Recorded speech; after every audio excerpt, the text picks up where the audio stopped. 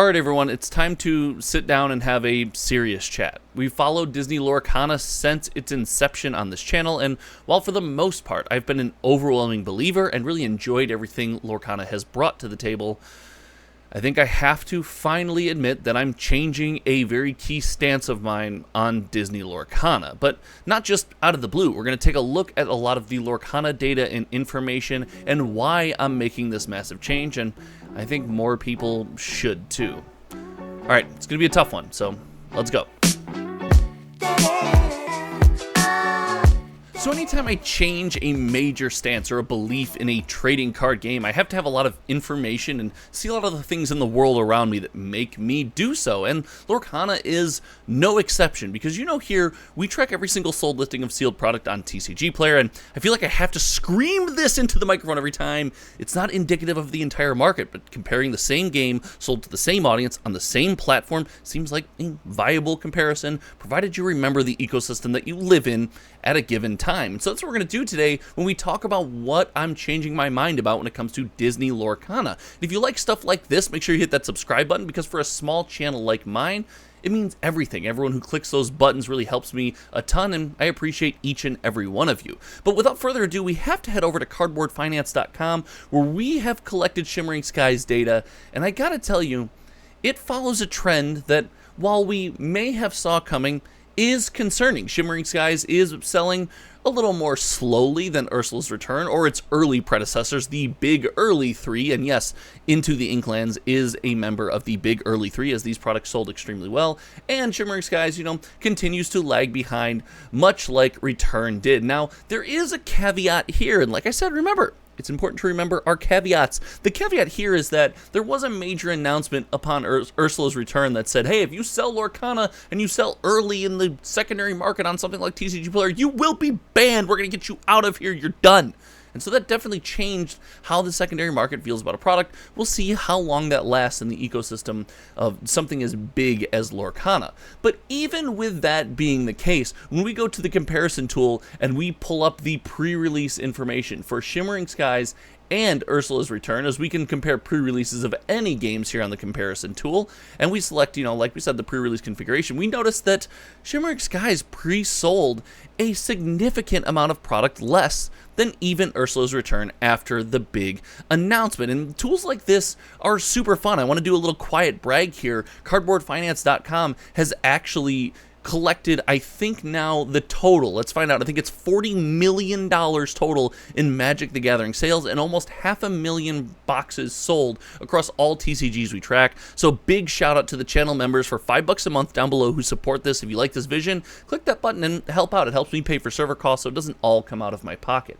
But this comparison tool paints the picture of a pre-release cycle that is maybe not changing in a negative way, but is definitely changing. And I would go above and beyond to say, it's changing in a negative way.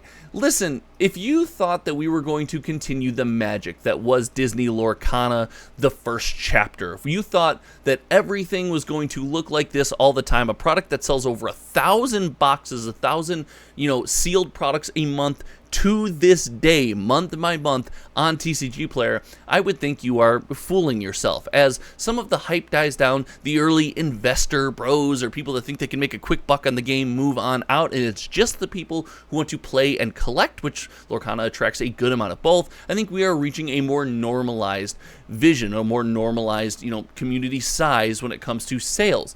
But that does come with the fear that these sales have dropped off significantly. For whatever reason you want to think, whether you're getting your product from somewhere else, your favorite streamer, your local game store, your big box store, whatever it is, these numbers that we're seeing in boxes sold are drastically lower even than something like Inklands, when the product was in game stores and was widely and readily available. Now, I say all that to say this paints a picture of the community and the Lorcana ecosystem, not in the sense that the game is dying or the sense that nobody plays anymore, or it was a scam, or it's all going to zero. No, none of that. It just paints a picture of this real TCG world that we live in. And look, in my experience, 20 plus years in the space and 3 years now on YouTube talking trading card games, it is extremely meaningful to remember that most TCGs go through both highs and lows, but Lorcana has something that other TCGs don't, and this is my big opinion that I cannot shake. And for that, you're going to have to sit through a 60-second long personal story. Every Thursday,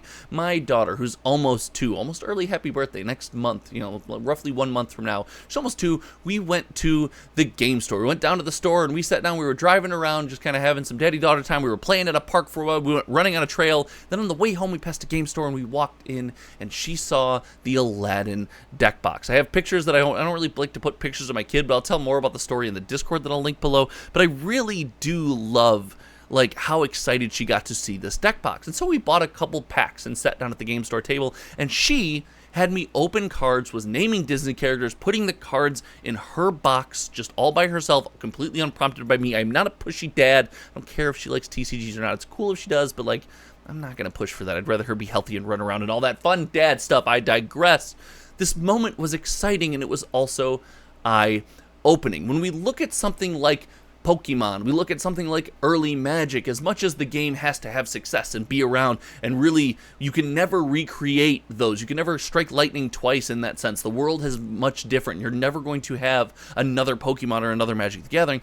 There are similarities. My daughter opening these packs, falling in love with the Disney characters, and building these memories around putting her little cards in her box is something that's going to carry a lot of weight. And because of that, I truly believe these early Lorcana sets in the long term are going to be, yes, I'm going to say it, quite valuable. Now, none of this is investment advice. None of this is financial advice. Do not follow this channel. Oh my God, do not follow this channel for investment or financial advice. This is just what I am doing with my money and my hobby and my time. I've decided to order more of these early Lorcana sets, and yes, I don't just mean the super baller ones. You're going to start seeing there's an Ursula's Return back there. There's an Into the Inklands. There's another Into the Inklands. There's Ursula's Return. There's some Floodborn up on this top of this side of the shelf that's kind of out of camera. You're going to start seeing these boxes appear more and more in the background because I truly believe when it comes to our community, trading card game fans, that nostalgic pull has so much meaning. We see it across several trading card games in the space. And I have said before, with Ravensburger printing everything to the moon and into the ground, as many boxes as they possibly can, which, yeah, I do believe this is a good thing given the size of the Disney audience and the opportunity out there to get someone involved in Lorcana. I've always said I don't expect the value of these boxes to go up much, and in the short term I still do not. I'm not telling you I'm gonna 10x my money or do some financial bro stuff. I want these boxes for the nostalgia, and I believe one day they could be valuable. I truly do believe that because of the pull a whole new ecosystem of trading card game fans are going to have to this TCG. I have a renewed faith, a renewed belief in the value of the Lorcana box in the long term. Now, in the short term, we are far more likely to look at something like this. It has been announced that Ravensburg is expanding distributions, or the distribution license ran up, or more people are going to get their hands on Lorcana as if it wasn't already readily available. I'm not saying this is a good thing. I'm not saying this is financial advice. I'm not saying Shimmering Skies to the moon or anything to 1K. Not doing that here. What I am saying is that belief, that fun, that time of your life when you experience your first trading card game, it's magical. I remember early Magic the Gathering. Sometimes I buy cards from that time in my life just because I love them so much. I believe Lorcana has a ton of that to offer, and in a great way. I still believe it's a gateway TCG to get people involved in trading card games, and nostalgic kids that have trading card game hobbies grow up to be nostalgic adults that still remember their trading card game hobbies and want to look back on that time fondly. Now, several things have to happen. Lorcana has to stand the test of time. They cannot